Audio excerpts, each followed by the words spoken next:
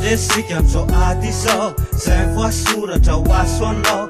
Epa volaza tukuisan Paulina mula uti falina yan Jehova ni fiti le lama heri Jideo na nenarani Tenza tuisan fuwaten Jara kam te soni kya pande sen Sabati Jehova Gideona Sabati Jehova Gideona Sabati Jehova Gideona Sabati Jehova Gideona Sabati Jehova Gideona Sabati Jehova Gideona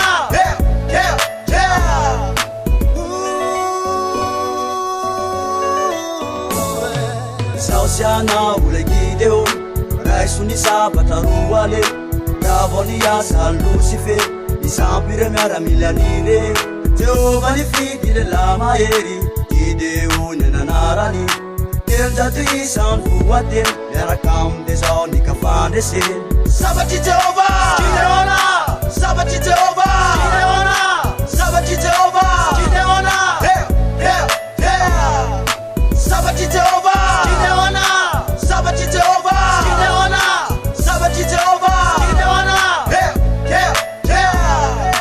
Gideona now I'm lala now Gideona now I'm nyasa now Gideona now I'm fiaramu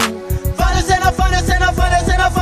Gideona now I'm lala now Gideona now I'm nyasa now Gideona now I'm fiaramu